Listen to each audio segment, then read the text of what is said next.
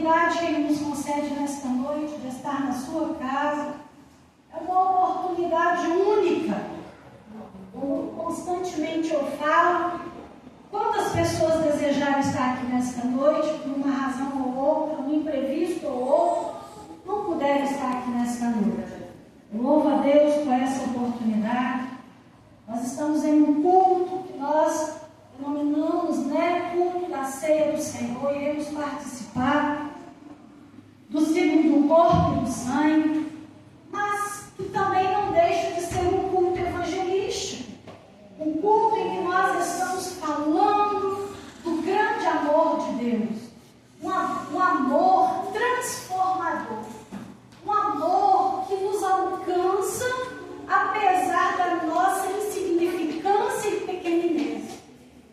Apesar de Deus ser tão grande e estar tão acima de todas as coisas e estar no controle, trabalhando e intervindo, Ele tira um tempo ainda para preocupar comigo e com você.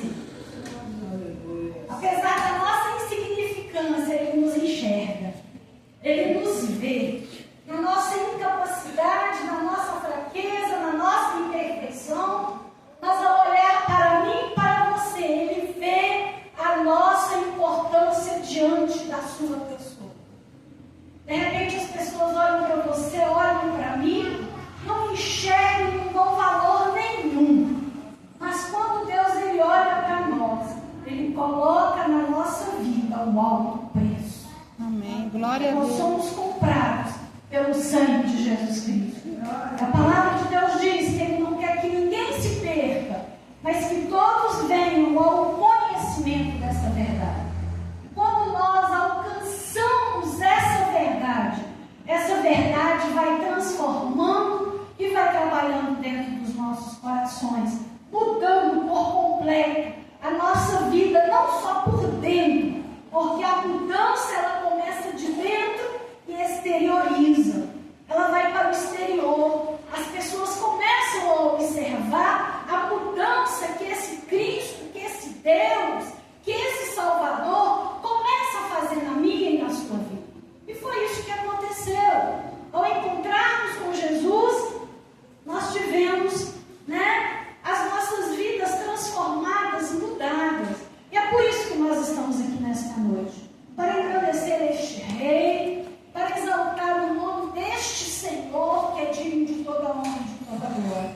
Mas para não ficar só em minhas palavras, quero meditar com os irmãos o livro de Salmos, Salmo 42, verso 5 e 6 dos Salmos 42. Os irmãos que tiverem oportunidade, que bênção, tem uma certa facilidade. Deus seja louvado.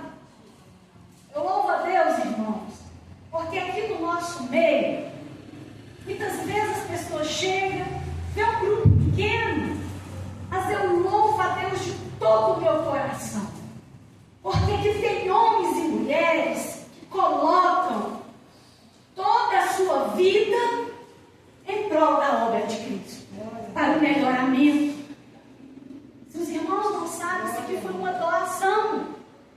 Um amado da congregação, sentiu no coração de fazer essa doação. E porque ele sentiu, a necessidade de melhoras para a obra do Senhor. Então eu louvo a Deus por homens e mulheres que colocam a sua vida e acreditam no desenvolvimento e na propagação desse evangelho. Amém. É por isso que a igreja, ela cresce, ela desenvolve, porque nós temos pessoas que acreditam na verdade que nós anunciamos aqui, que querem o melhor. Tudo que nós temos aqui conquistado desde o começo é por causa dos irmãos. Dízimos e ofertas, muitas vezes ofertas voluntárias, e o Senhor vai honrando, vai abençoando. Muitas vezes vem alguns problemas, algumas lutas, mas o Senhor está no controle. O adversário, muitas vezes, ele quer entrar na frente para atrapalhar a obra. A gente tem que seguir em frente, então ele vai ser esmagado.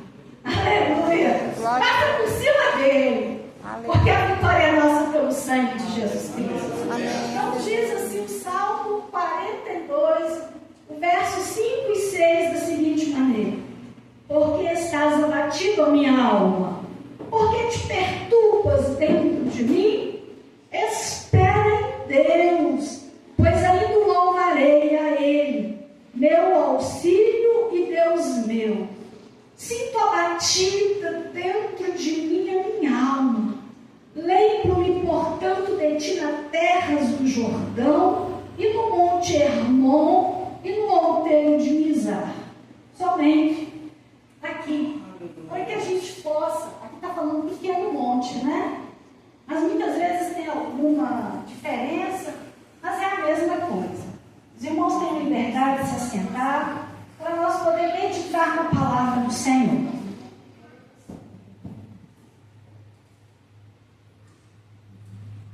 Todo mundo, eu acredito, conhece esses versículos. Alguns podem não conhecer, mas a maioria tem conhecimento do que o salmista expressa o que está acontecendo dentro da sua alma, como estão as suas emoções, como que está abatido, triste o seu coração. Para nós começarmos então, muitas vezes as pessoas acreditam que o livro de Salmos foi escrito somente por Davi. Nós sabemos que o livro de Salmos, ele não foi escrito só pelo rei Davi. Podemos assim dizer, né, que tirando Davi, tirando Salomão e tirando Moisés, porque eles também escreveram, né, alguns dos Salmos, a maioria dos que escreveram o livro de Salmos, eles eram sacerdotes ou levitas. Eles tinham a responsabilidade e estavam constantemente dentro do templo, cuidando das coisas do tabernáculo. Então eles tinham a responsabilidade e tinham o compromisso de estar zelando e cuidando das coisas do tabernáculo. E quando muitas vezes a gente fala de pessoas que estão dentro da igreja, muitas vezes as pessoas acham que a maioria dessas pessoas, muitas vezes sorrindo, essas pessoas não enfrentam problemas, não passam por dificuldade. Muitas vezes é a visão que se tem de quem está do lado de fora. Porque mesmo em meio às adversidades, mesmo em meio aos problemas, porque nós aprendemos na Bíblia Sagrada, não é verdade? Exemplo da sunamita, que quando vai encontrar com o profeta de Deus, com o homem de Deus, e ele manda o seu moço ir ao encontro daquela mulher, porque ele estava estranhando aquela mulher, está indo ao seu encontro, ele pergunta: vai bem contigo? Vai bem com seu marido? Vai bem com seu filho? E a resposta dela: vai tudo bem. Então, mesmo diante das dificuldades, vai tudo bem. Porque nós sabemos que há poder nas nossas palavras. Se eu chego, não estou bem, já estou sentindo uma dorzinha aqui, no final do dia você já vai chegar em casa quase que morrendo. Porque as nossas palavras, elas trazem poder para o nosso corpo. Mudança. Tem algum problema? Está tudo bem? Está tudo bem. Está enfrentando por alguma dificuldade? Deus está no controle de tudo. Então Deus, ele vai trabalhando e a nossa mente também vai trabalhando nessas palavras. Então nós precisamos de ter cuidado. Porque muitas vezes a gente reclama, a gente critica, maldiz, né? Então a gente precisa de ter um certo cuidado, porque as nossas palavras, elas têm poder. E nós vemos que mesmo diante da morte do seu filho, a sunamita, ela simplesmente vai tudo bem. Porque tem coisas que você não tem que ficar contando para A e para B. Tem coisas que você tem que chegar naquele que pode resolver o seu problema. Toda sexta-feira, quando eu chego no meu serviço, a minha patroa, ao encontrar comigo: tudo bem, Marinete? Tem hora que não está tudo bem. Semana foi uma semana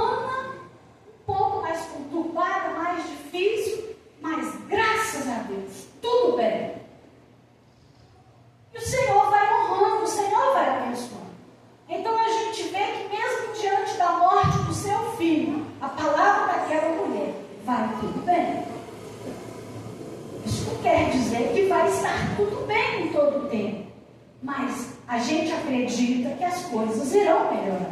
Amém. Glória Então a a gente vê que no livro de Salmos, a maioria dos salmos aqui escrito, tirando Moisés, Davi e Salomão, eram levitas e sacerdotes. Eles estavam direto no templo. Eles tinham um relacionamento restrito com Deus. E aqui a gente vê no Salmo 42, o verso 5, porque estás abatida, ó minha alma? Por que te perturbas dentro de mim? Quantas vezes a dor, a angústia, e por que até não dizer? Porque muitas vezes, diante das circunstâncias, vem de repente até um desespero. Muitas vezes a gente não sabe o que fazer, não sabe como agir. E a gente precisa recuar para poder chegar-se diante de Deus e perguntar: Senhor, o que é que eu vou fazer? Senhor, como eu vou agir diante dessa situação? Senhor, eu não suporto o peso dessa dor, dessa inquietação, dessa ansiedade. Porque a sensação que a gente tem é um peso tão forte que vai nos esmagar, vai nos matar. E a gente não sente, não tem como avançar. Então a gente para e começa a clamar ao Senhor. Muitas vezes é necessário fazer como o salmista fez. Muitas vezes a gente precisa de conversar com a gente mesmo. Quantas vezes eu já fiz isso? Quantas vezes? Por que você está abatida? Por que você está angustiada? Por que esse aperto no coração? Por que essa angústia? Por que essa inquietação? Quantas vezes eu precisei conversar comigo mesma e falar: Senhor, eu não suporto esse peso, eu não consigo avançar carregando. Vai tirando, Jesus, vai eliminando essa ansiedade, esse medo, esse peso que está aqui dentro da minha alma. E a maioria das vezes o Senhor foi trabalhando essas questões. Então a gente percebe que este homem de Deus, ele estava passando por um momento de angústia, por um momento de aperto. Alguma coisa estava inquietando e tirando a paz do servo de Deus. E ele lança essa palavra: por que estás abatido? Ó minha alma, por que te perturbas dentro de mim? A inquietação não é pelo que está acontecendo do lado de fora. Porque muitas vezes os problemas externos a gente muitas vezes consegue resolver muito fáceis. Mas quando são coisas que está relacionadas, que está aqui dentro da gente, é muito mais difícil você lidar com as suas emoções. É muito mais difícil você lidar com essa dor, porque normalmente a gente não sabe como reagir diante do que está acontecendo. Mas olha o que a sequência do verso vai estar falando: espera Deus. Espera quem, amado? Do governo? Confia no dinheiro que você tem no banco? Esperar quem? Naquele que pode mudar todas as circunstâncias. Espera Deus, pois ainda o louvarei. Meu auxílio e Deus meu. Por que a gente vai louvar a Deus? Porque Ele virá a resposta. Amém. Glória a Deus. Os que esperam no Senhor renovarão as suas forças, voarão com asas de águias, Aleluia. subirão e não se cansarão, não se fatigarão, porque aquele que confia suas forças no Senhor. Amém. Glória a Deus. Porque é Ele que tem o poder e a autoridade de mudar as circunstâncias e o que está acontecendo. Amém. Glória a Deus. Porque quando é coisa que está ao seu alcance, a gente vai, a gente luta, a gente conquista, a gente consegue, a gente vence. Mas tem coisa que não está no meu alcance, não está nas minhas mãos fazer. E quando são questões assim, eu preciso fazer o quê? Esperar. E a espera é muito mais difícil do que se pensa. Porque quando é um problema que eu posso resolver, se bobear da noite para o dia, você quer aquilo resolvido. Se depende do dinheiro, você vai lá no banco, manda um Pix, está resolvido. Mas tem coisas que não estão no nosso alcance. E quando se trata de esperar, você tem que estar em um lugar, em uma posição de esperança. Você não pode desesperar. Você não pode afadigar. Você não pode se desesperar. Porque enquanto você está na posição de espera, você conserva a esperança. E só vamos conquistar se esperamos com paciência. Como não está no alcance das minhas mãos, eu preciso acreditar que Ele irá responder na hora certa. Amém. Glória a Deus. E a maioria das vezes, a hora de Deus não é a minha hora. O tempo de Deus não é o meu tempo. E a maioria das vezes, nós desesperamos. A gente não consegue ficar quietinha esperando e falando: Senhor, eu creio. Senhor, eu acredito que o Senhor vai vir com a minha resposta. A gente quer tomar uma atitude, a gente quer fazer qualquer coisa, a gente quer tentar ajudar Deus, e para piorar a situação, as coisas só pioram. Porque todo jeitinho que a gente tenta fazer para ajudar Deus, as coisas só vai desandando, só vai piorando. Mas esperar precisa de ter coragem, precisa de ter determinação, precisa de ter força de vontade. Não se espera de qualquer maneira. Você precisa acreditar. Você precisa conhecer Deus para você continuar perseverando e confiando.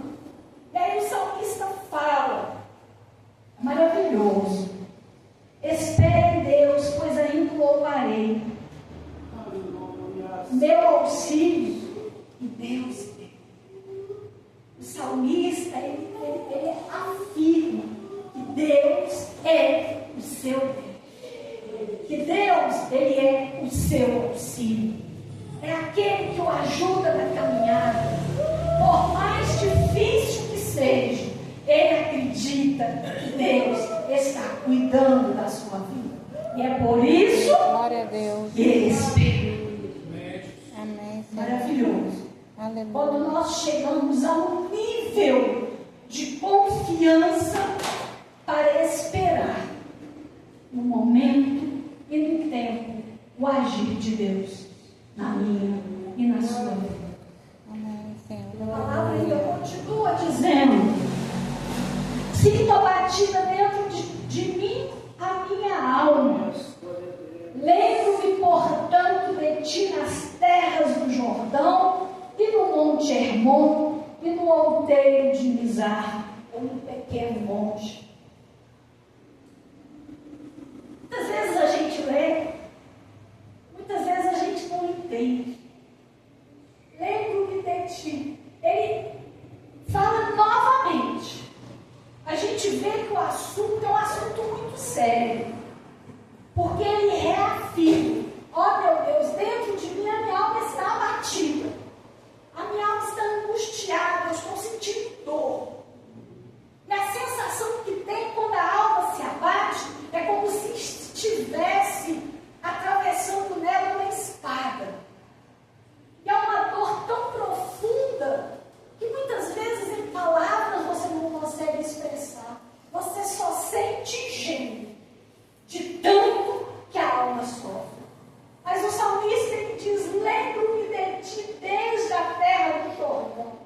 O que aconteceu lá no Jordão, meus amados? O milagre da resposta para o povo de Israel. Ao atravessar o Jordão com os seus pés secos, eles atravessaram para conquistar a terra da promessa. Mesmo a batida alma do salmista, ele dizia: eu me lembro do teu milagre, da tua promessa ao povo de Israel de conquistar a terra prometida, ou como querendo dizer, eu estou aqui esperando também o meu milagre. A minha resposta. Quando a gente se lembra da vida do povo de Israel no deserto, muitas vezes ao falar é tudo muito emocionante, comovente. Mas quando se passa por uma prova, quando se passa por um momento difícil, é só a pessoa que passa pelo deserto é que sabe o que ele está passando. É só ele que sabe a dor que ele está sentindo. E mesmo que ele venha aqui tentar explicar o que está acontecendo com ele em palavras, por mais que eu tente assimilar a sua dor, nós não conseguimos. Não conseguimos entender. Quando o povo estava no deserto, passando por tantos desafios, mas esse povo, eles tinham a confiança de que Deus lhes havia prometido uma terra que manava leite e mel. E aquele povo seguiu a caminhada, mesmo que durante 40 anos no deserto, por causa da incredulidade, da desobediência de tantos que estavam ali, mas a maioria acreditou na promessa. O salmista está dizendo: eu creio na tua promessa, eu creio no teu milagre, eu creio na tua resposta. Amém. Para a minha vida. Glória a Deus. Neste momento o meu coração está abatido, a minha alma está angustiada, mas eu estou vendo pela fé a minha resposta. Amém, aleluia, glória a Deus. Como que é difícil? Como que é difícil, mesmo com dor, mesmo com o coração abatido, acreditar em uma resposta que ainda você não viu concretizar. Mas aí nós usamos a fé dos heróis da fé. Os homens que viveram e andaram pela fé. E conquistaram porque creram e esperaram em Deus, o qual havia prometido. Se nós esperarmos do Senhor, a resposta de Deus virá para o que nós clamamos. Amém. Para as coisas que nós estamos acreditando. Mas é preciso ansiar, desejar, mas também esperar pacientemente pelo Senhor. Enquanto esperamos, nós confirmamos, nós falamos: Senhor, eu creio, eu acredito e eu espero em Ti. Muitas vezes, para a gente estar fechando, na minha Bíblia está falando da seguinte maneira: sinto abatida dentro de mim a minha alma, lembro-me portanto de Ti nas terras do Jordão e no Monte Hermon. Eu estava olhando sobre o Monte Hermon. Ele é um dos montes bem altos. E as terras de Israel, a gente sabe que é um sistema assim árido, de muita seca. Mas o Monte Hermon, em uma certa ocasião do ano, ele fica congelado lá no topo do monte. E quando começa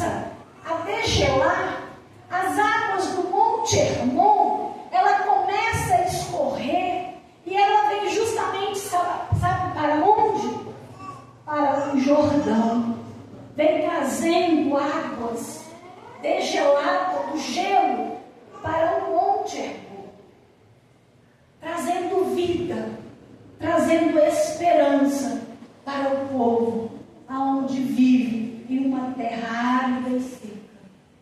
Muitas vezes, os nossos corações, por causa da dor, fica tão resistente, tão seco, e que muitas vezes a gente adentra a casa de Deus e a gente não consegue, diante da presença de Deus, derramar lágrimas, falar com Deus em uma entrega total. Mas que nesta noite o Espírito Santo de Deus faça descer do Monte Hermon essas águas cristalinas e puras para poder trazer vida para o seu coração que está como uma terra seca. E trazer vida, e trazer esperança, e trazer gozo para você continuar essa espera. Apesar que muitas vezes parece difícil, e que a resposta nunca virá. Mas Deus é o Deus que na estação certa, Ele manda o seu milagre. Ele manda a sua resposta. Deus é Cristo, venha te abençoar. Em nome de Jesus. Glória a Deus.